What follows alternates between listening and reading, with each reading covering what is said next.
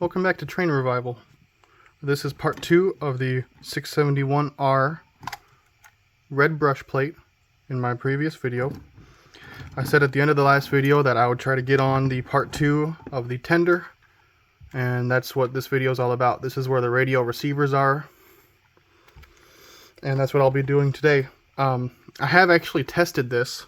The wires are snapped, but I just hooked some clips on the wires. And both receivers work, which is excellent because you will not find spare parts for these receivers. So both receivers work, and they're the buttons that I remember them being, so we're good.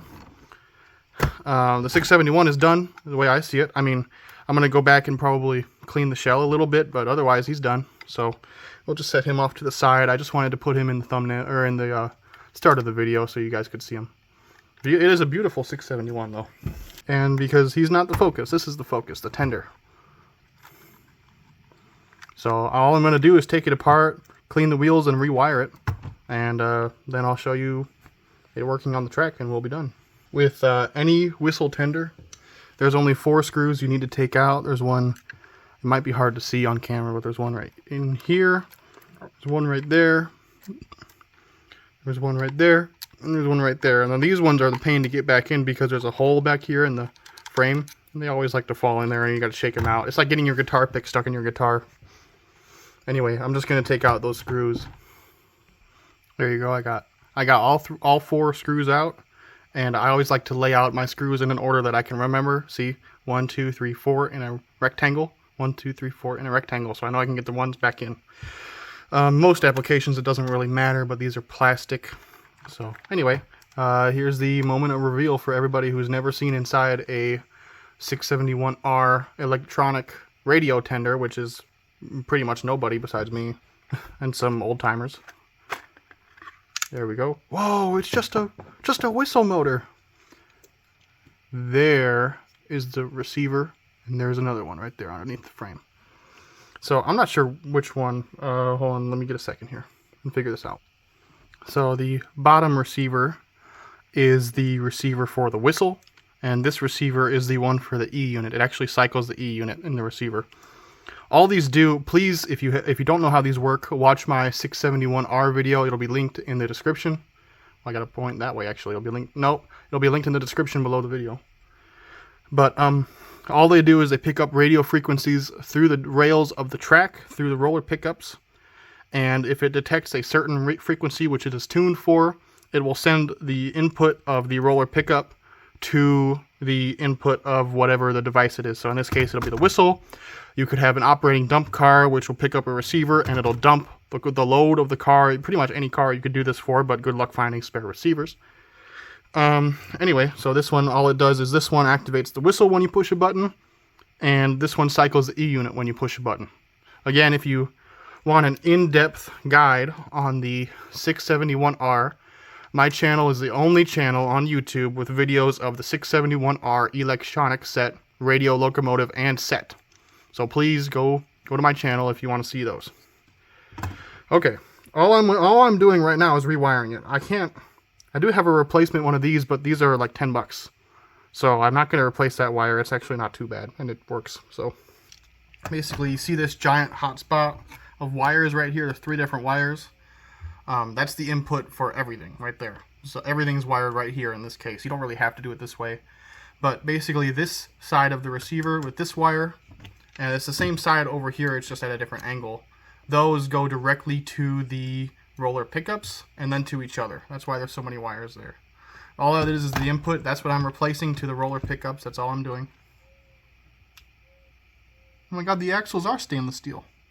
I've heard the axles are stainless steel to help with grounding, but they are actually stainless steel. I'm kind of surprised. Okay.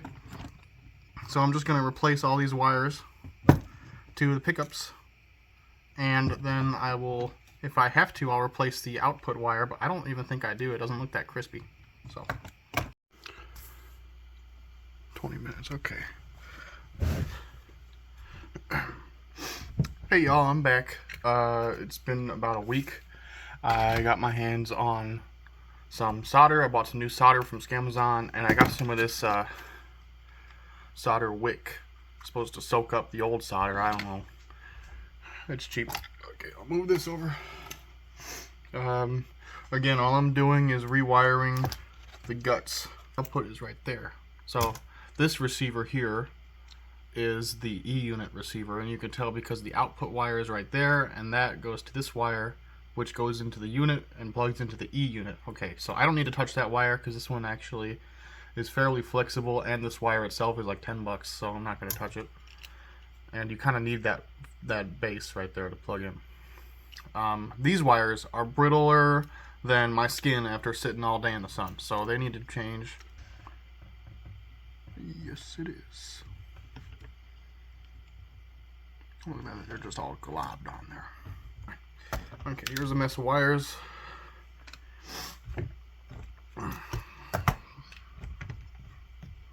This output wire from the other receiver to the whistle is also fine. That one's been replaced at some point. So I'm not going to touch it. And I know it works, so I'm not going to touch it. Okay. Sure. From here all the way down and around to this pickup roller. One has to go from here all the way down to this pickup roller. And one has to go from here all the way down through a tiny hole right, oh, you can see that right there, to this input of the other receiver. Okay.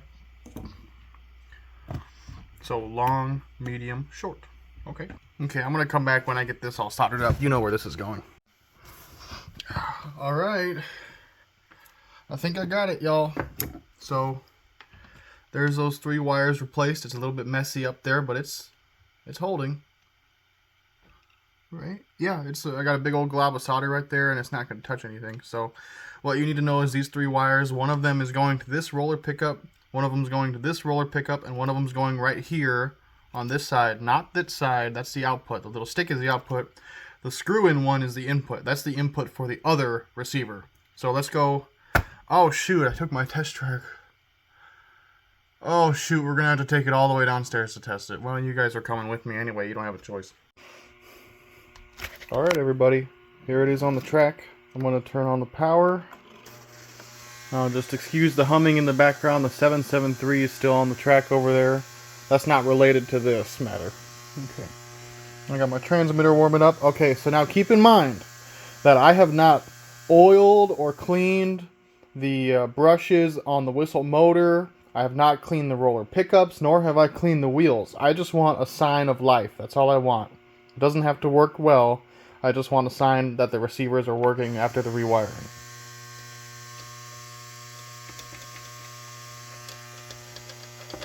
I'm getting nothing.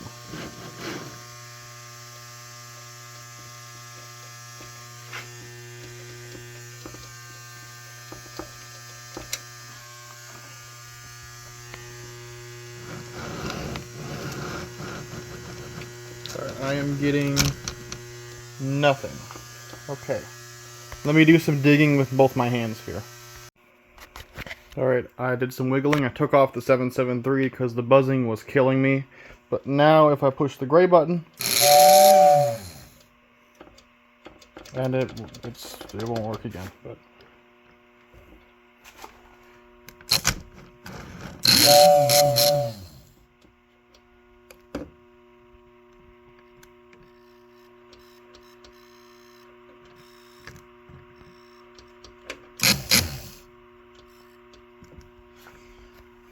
okay. First off, when's the last time that voice was heard?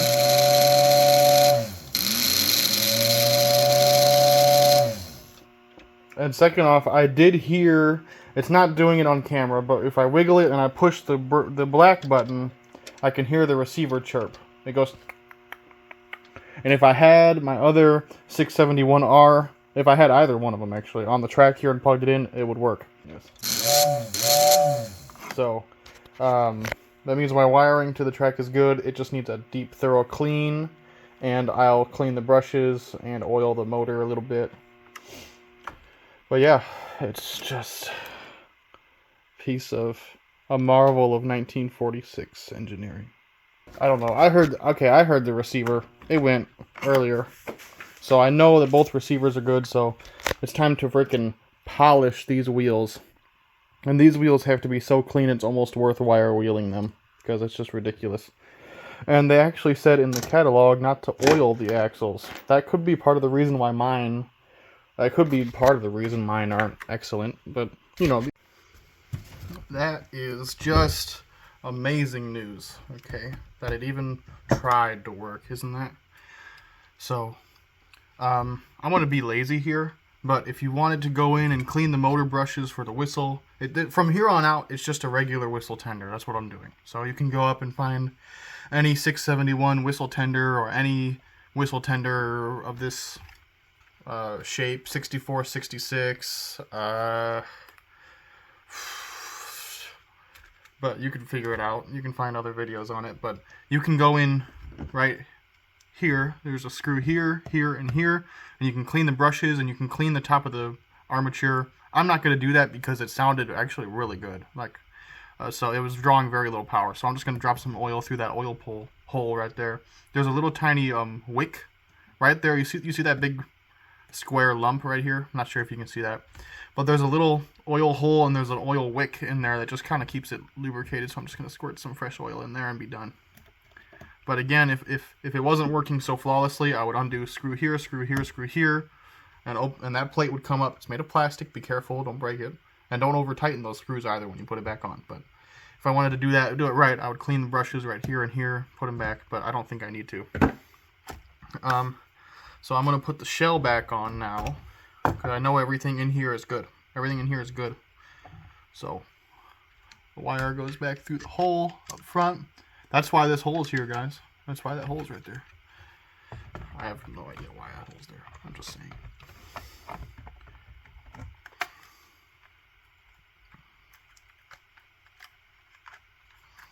Alright. And then I'm going to put the screws in, and then I'll come back in when I'm cleaning the wheels. Okay, I got her all back together. And, I'm going to show you the way I clean the wheel. Whoa, it's dusty. I'm going to show you the way I clean the wheels on these. I just hold them up, and I hold them in my lap, not on the table. And I take a thin screwdriver. Get you a thin, small screwdriver. This one's got a magnet on the back. Really convenient for when you drop it. Got it. Anyway. And you hold it against the wheel here, and you hold it with some pressure, and then you roll the wheel back.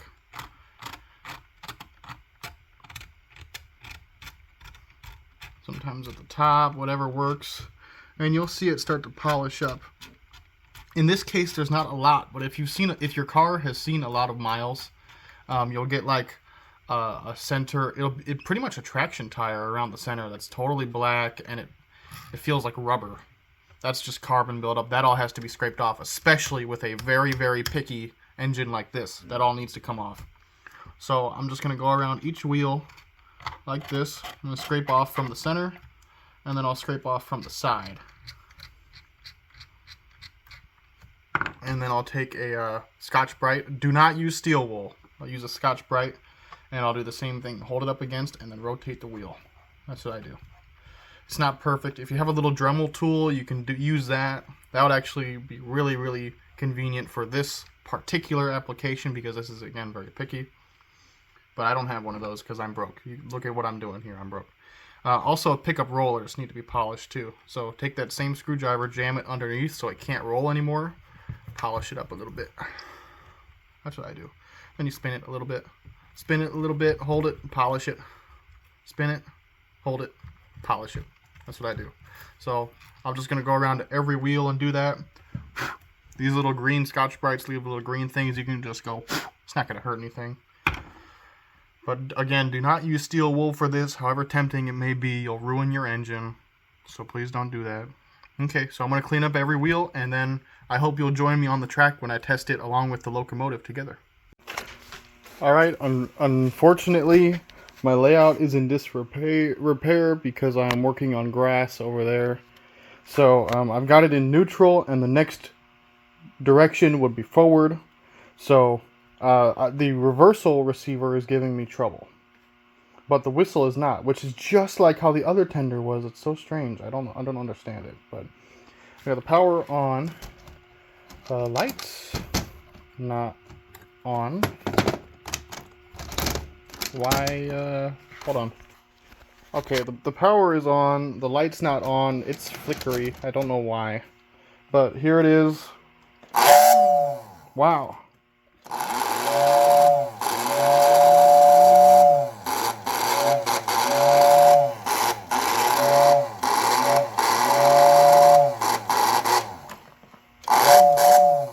Okay, so if it moves one time using the button, I'll call it a success. I can hear it. There it goes.